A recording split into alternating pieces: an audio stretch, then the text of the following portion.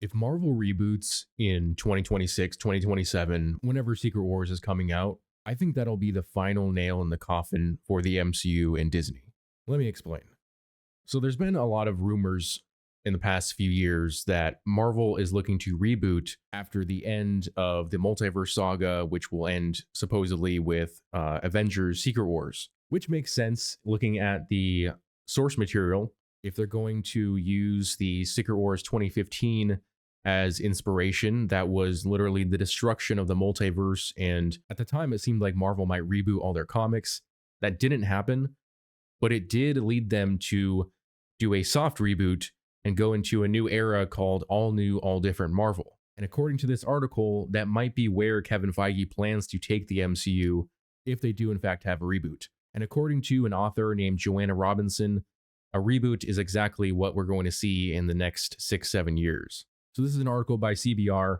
Kevin Feige plans to reboot the MCU with Secret Wars.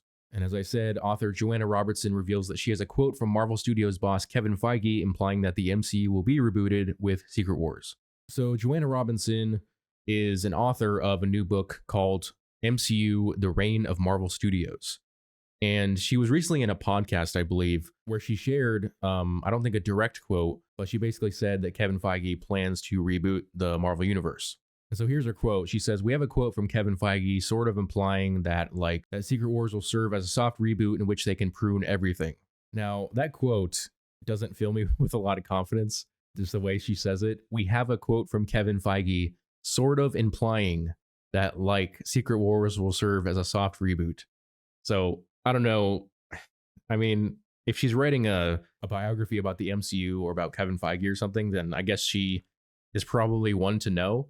But it would have been better if there was an exact quote. And one thing that interested people in her quote is that it'll be an opportunity for them to bring people back that you thought were gone forever, which of course implies characters like Tony Stark and Steve Rogers, who made up the backbone of the MCU for the first decade and led to a lot of MCU fans to be fairly disappointed in the direction that the MCU went afterwards, because, I don't know, it felt like it was unnecessary to get rid of those two.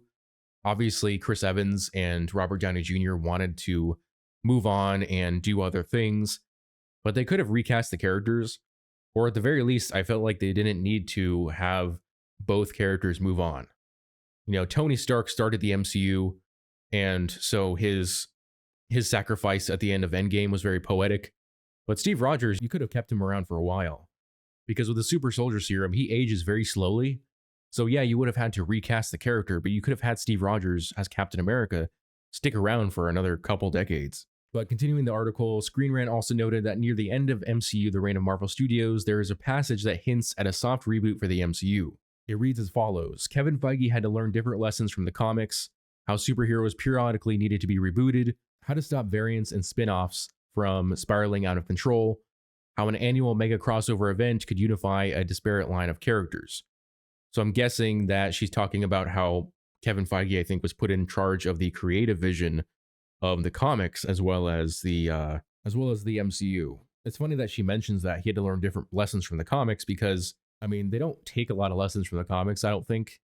You know, every Marvel movie has the caption that says inspired by the Marvel comics, but it's a very loose inspiration. And in terms of some of the things in this quote, Marvel has never really rebooted characters.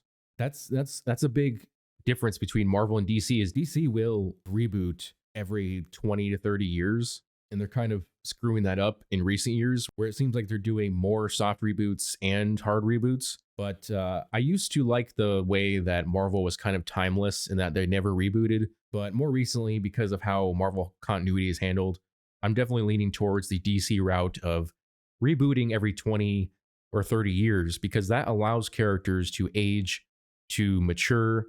You know, young readers get to come into the reboot and they get to grow up with these characters. And you can have big storylines that have real consequences, because you know that this story will end at some point.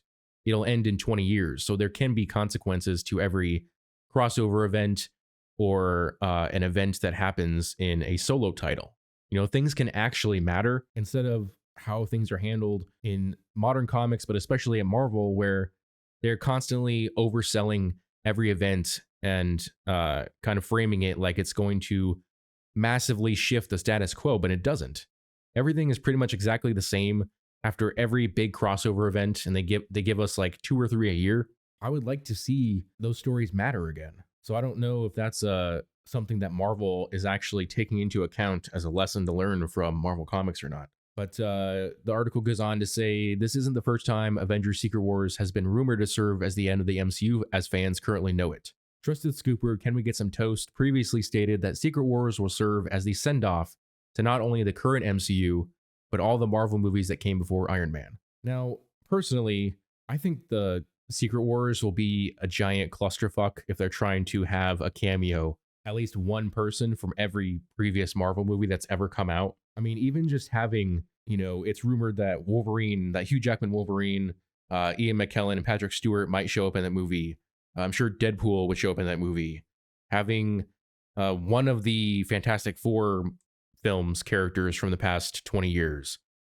How many characters can you fit in there and give a sizable enough role to kind of put in the fan service and also have a respectable homage to those characters and to the movies of Marvel's past? I just don't see how you can do that successfully, but we'll see what happens. But it says the Scoopers then suggested that Feige would pull inspiration from the all-new, all-different Marvel era for the next phase of the MCU. This was a branding used between 2015 and 2019 for Marvel's lineup of comic books set after the 2015-2016 Secret Wars crossover event. Now, that is my worst fear, and that's also very likely what is to happen. And this is why I said at the beginning of the video that I think this reboot will be the nail in the coffin for the MCU. Though, firstly, I want to mention that the MCU is currently taking inspiration from All-newAll-differentMarvel. I mean, I read all of All-newAll-differentMarvel, and they're taking a lot of nods from those comics.